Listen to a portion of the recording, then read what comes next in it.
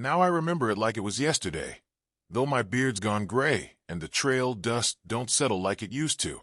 It was the summer of 1889, and the sun baked the plains of Wyoming so hot, you could fry a side of sowbelly right on a saddle horn. Dry Creek was the kind of place that only bloomed during cattle season, and even then it limped along like an old mule with a bum leg. But that summer, something shifted. Not in the sky, nor the earth, but in the hearts of folks who called Dry Creek home. It started the day a man came off the morning stage, tall and lean, with boots worn smooth from miles of walking. His hat was pulled low, casting shade over a face marked by dust and secrets. He carried no gun on his hip, no badge on his chest, and no past that anyone could see. Just a canvas sack slung over his shoulder, and a hunger in his eyes deeper than any well west of the Mississippi. Said his name was Elias Carter. He didn't talk much, just nodded when the livery boy asked if he needed help with his gear. Paid for a night at Miss Fenley's boarding house, with coin that looked too clean for a man so road-worn. He wasn't running from something. That much was plain. He was carrying it. By midday he was down at the Miller Ranch, asking for work. The ranch boss, Ed Miller, didn't care much for drifters, but something about Elias made the old man pause. He put him to work fixing fence posts out past the southern pasture, where the sun cooked you down to nothing, and the snakes didn't bother warning before they struck. But Elias didn't flinch, didn't complain. Worked like a man trying to dig his way out of hell. By supper time, every tongue in Dry Creek was wagging. Who was he? Where'd he come from? And why did his eyes look like they'd seen more graves than sunsets? Now me. I was sitting at the back table of Sally Boone's saloon, nursing a beer that had gone warm 2 hours earlier, listening to it all. I'd seen men like Elias before, men with silence in their bones and stories behind their eyes. And I knew then that fella hadn't come to Dry Creek just for a job and a warm meal. No, sir. He came looking for something he left behind, or someone, and he was fixin' to dig it up, no matter how many devils he had to stir. The next day, Elias Carter was already out before sunup, hauling fence rails like he was born with calluses. Didn't smoke, didn't spit, didn't talk much neither, just worked with that same tight-jawed quiet, like a man set in things right one post at a time. But it wasn't long before he caught the eye of more than just the ranch boss. Miss Delilah Boone, daughter of Sally Boone, had a sharp eye and a sharper tongue. She ran deliveries for the saloon in her father's wagon, and she knew every man in town by the boots he wore and the lies he told. But Elias, he didn't give her anything to read. That intrigued her. She drove past him that morning out by the Cottonwood Bend, slowing her horse just enough to catch a glimpse of the man bent low over a busted gate. She tipped her hat. "You fixing that fence, or burying something?" Elias looked up, wiped sweat from his brow, and gave a slow nod. Sometimes they're the same. Delilah rode off, not sure if she'd just been brushed off or handed a mystery. Later that afternoon, Miller sent Elias into town for supplies: rope, nails, salt, and a jug of molasses. Most hands would have grumbled, but Elias just saddled a mule and made the trip like it was a Sunday stroll. That's when the whispering began in earnest. Old Widow Kern saw him outside the general store, staring too long at the church's bell tower. Said his eyes got dark like storm clouds. Then Amos Jennings, who ran the smithy, swore Elias asked him if the cemetery still had space under the cottonwoods out east of town, though he wouldn't say why. By the time the sun dipped low behind the buttes, the whole of Dry Creek had a different tale about the man who walked like a soldier and stared like a mourner. Some said he was a Pinkerton, laying low. Others claimed he was running from the law. But one fella, Clem Pritchard, mean drunk, slick mustache, and a pocket full of debts, said loud enough for the saloon to hear, "That stranger's digging holes where bodies ain't been buried yet." Mark my words. Elias was sitting in the corner just then, quiet as ever, nursing a single drink. Didn't blink, didn't bristle, just watched Clem like a man studying a nail before driving it in. He left the saloon without a word. Next morning, Clem Pritchard's horse turned up at the edge of town. Riderless, blood on the saddle. Clem was gone, and the only tracks led out toward the cottonwoods. Clem Pritchard's disappearance hit Dry Creek like a rattler under the porch, quiet at first, Then a whole mess of commotion. Sheriff Alder, a man too old to chase chickens, let alone outlaws, shuffled out to the cottonwoods with 2 deputies and a lantern that barely held a flame. They found nothing. No body. No blood trail. Just wind in the branches and a lone pair of boot tracks fading into the brush. Too heavy to be Clem's. Too deliberate. That night, Miller's ranch was lit up like Christmas in Dodge. Elias came back late, hands and shirt clean, not a speck of dirt on him. When asked where he'd been, he just said, "Had business west of the ridge." Now Delilah Boone. She wasn't one to let a riddle pass unturned. She started asking around, quiet-like. Found out Clem and Elias had exchanged words years ago in Kansas, over a card game that ended with gunfire and a man bleeding from the neck. That man had been Elias' brother. Course, that was all rumor. Nothing carved in stone. But Stone was about to get involved. Couple days later, Reverend Josiah from the Dry Creek Chapel found a fresh grave at the back of the cemetery, unmarked, soil still damp, not a soul claiming it. Elias was seen near there that morning, picking wildflowers of all things, with a look in his eyes like he'd just spoken to God and didn't care much for the answer. Now folks in Dry Creek started locking their doors before sunset. Not because Elias had done anything, no sir. Because he hadn't. He was too quiet, too polite, too calculated. He ate alone at the saloon, slept in the hayloft of the Miller barn, and every night, just before dusk, he walked the same path, to the cottonwoods. Always alone, always back by moonrise. Sheriff Alder called him in for a chat. Elias sat in that chair across from the badge, hat in hand, posture straight as a rifle. "You planning to stay long?" the sheriff asked. Elias nodded once. "Till I finish." "Finish what?" Elias' eyes were like twin flint stones, cold and waiting. What was started? The sheriff didn't press. He just poured himself a drink and hoped that whatever had followed Elias Carter into Dry Creek would find what it wanted and leave the rest of them in peace. But it wouldn't, because Dry Creek had secrets. And Elias, he was digging him up one by one. The sun rose red over Dry Creek that morning, like the sky itself had bled during the night. Elias Carter was already up, working the Miller Ranch's north fence. Same as always, steady, focused, silent. But folks had stopped calling him a drifter. Now they just whispered his name like it was a curse or a prayer. Sometimes both.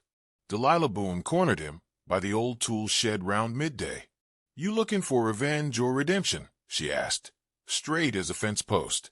Elias didn't answer, just stared at her with those glacier eyes and said, "Ain't much difference when the dead don't rest." That was the day she stopped being curious and started being worried. Later that afternoon, the bank posted its weekly notice, debts collected, foreclosures pending. Most folks didn't blink, but Elias did. His eyes locked on one name printed in bold.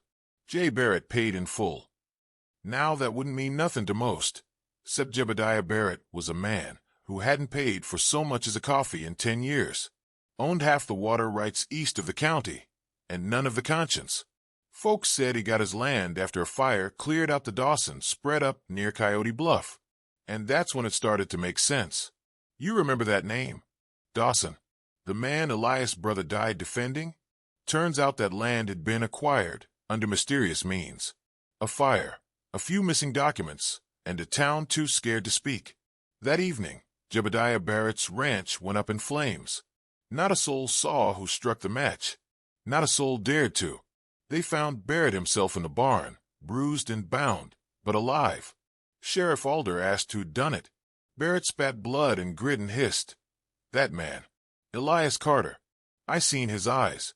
But when they rode out to Miller's, Elias was there, plain as day, hauling buckets with a boy from town. He didn't run, didn't flinch. Said he hadn't left the ranch all night. And nobody, not Miller, not the boy, disputed it. Now that right there, that rattled folks worse than a ghost story told in a thunderstorm. 'Cause if Elias didn't set the fire, someone else did. Someone who wanted Jebediah Barrett to pay just as much. Someone who might have been following Elias, or maybe working for him. That night, Delilah found a page torn from an old ledger tucked behind the saloon's supply shelf. She recognized it right off. Her pa's bookkeeping from years ago. It listed names, payments, land deeds, and one line written in faded ink. Nathaniel Dawson, land claim disputed. Paid by Barrett. Witness, Clem Pritchard. That was all the proof she needed. But it was too late, because Elias Carter was already walking back to the cottonwoods, and someone was waiting for him. The cottonwoods at the edge of Dry Creek had seen a lot in their time. Hangings, hushed vows, even a duel or two back before the war. But that night, under a bruised sky and a half-hung moon, they bore witness to something heavier than blood. Elias Carter stood beneath their branches, still as stone.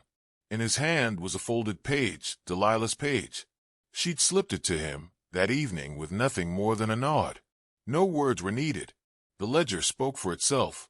He read it again now, slow and sure, like it was a prayer. Then the voice came from behind. Didn't expect you to find it. Out stepped a man from the dark, clean boots, long coat, silver chain glinting in the moonlight. His name was Rufus Hale, a banker by title, a fixer by trade, the kind of man who smiled while tightening a noose. I figured you'd vanish like your brother. Quiet, forgotten.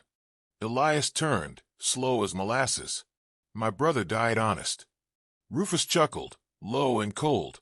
Your brother died stupid. Thought a scrap of land meant something. Thought he could outplay men like Barrett. Like me. That's when Elias moved. Not fast. Not loud. Just a step forward. And another.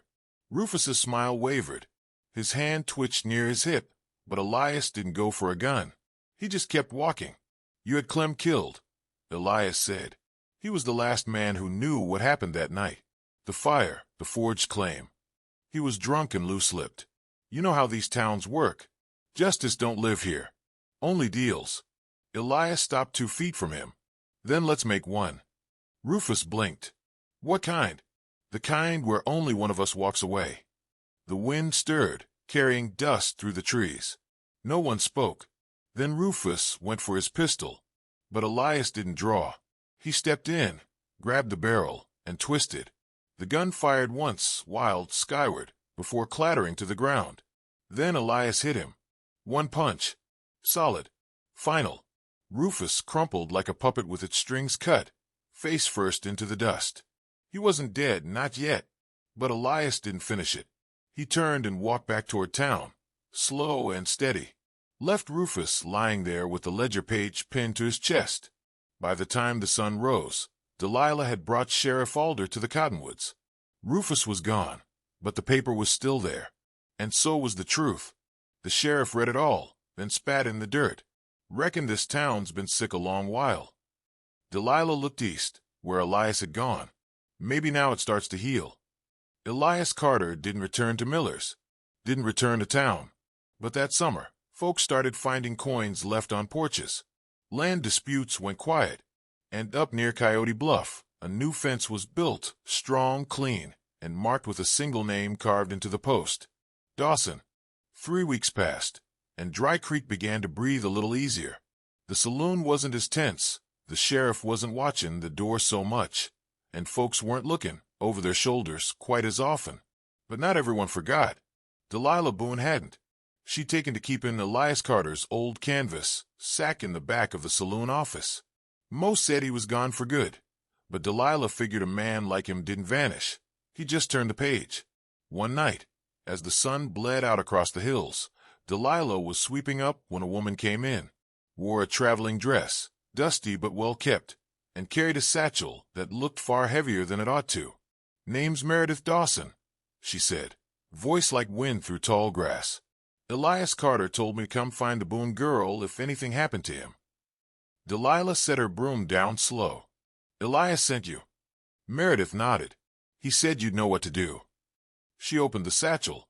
Inside was a ledger, thicker, older than the page Delilah had found. And it was filled with names.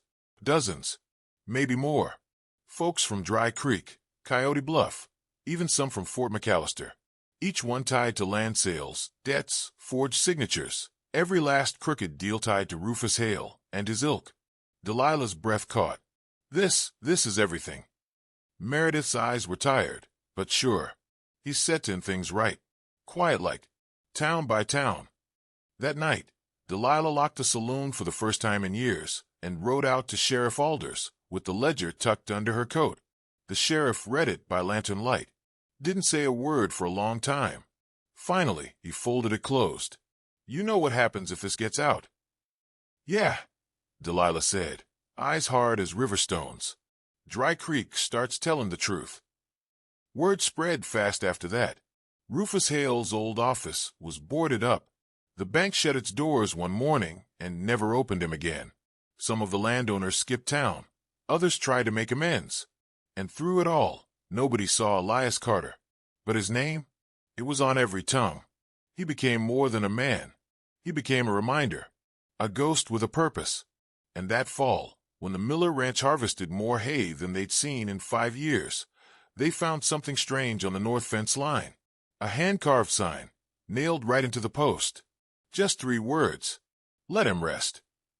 Autumn rolled in slow, like a hangman talking his time. Dry Creek cooled, but tension simmered just beneath the skin of things. Folks were changing. Mending fences, set in, right what had once gone crooked. But some wounds fester even in fresh air. One evening, word reached town. Rufus Hale was back. He hadn't gone far, just hunkered down in the hills east of Coyote Bluff, waiting. And now he was riding with 3 hired men, headed for town with guns on their hips and dust on their conscience. Sheriff Alder gathered his deputies, but they weren't enough. Not for men like Rufus. Delilah Boone loaded her father's rifle and barred the saloon windows. "If they come for blood," she told the sheriff, "they'll find steel instead." The town braced.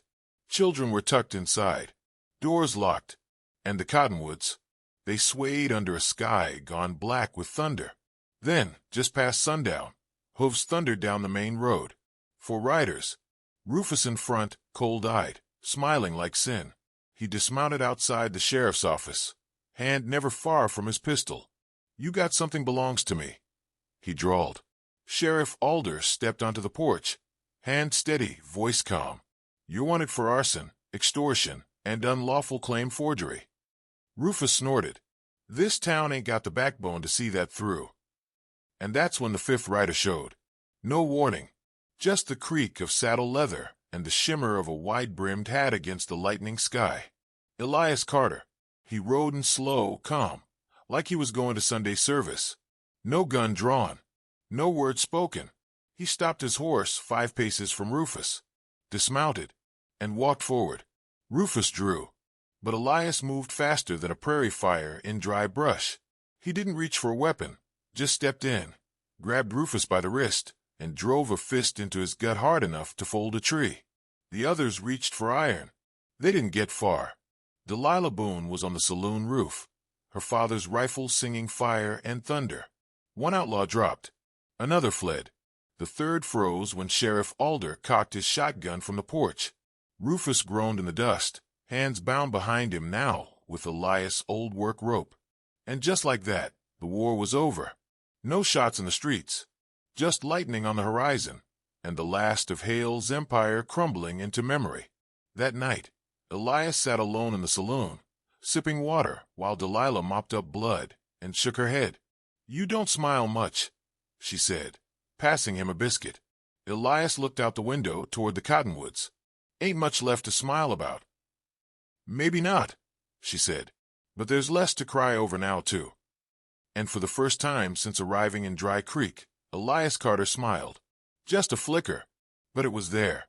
A week after Rufus Hale was carted off to face a judge in Cheyenne, the town of Dry Creek began to look different. Not on the outside. Same cracked boardwalks, same dust-choked windows, but in the way folks carried themselves. Like they could breathe again. But Elias Carter? He didn't stick around for the applause. He stayed just long enough to rebuild the Dawson fence.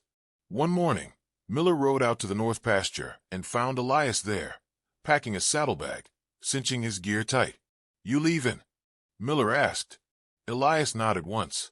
"There's other places need settling. Other wrongs. You ever think about staying?" Elias looked toward the horizon, where the grass shimmered gold and the wind whispered like it remembered better days. "Staying ain't what I was made for." He rode out without fanfare. No parade. No goodbyes. Just a man, a horse, and the road ahead.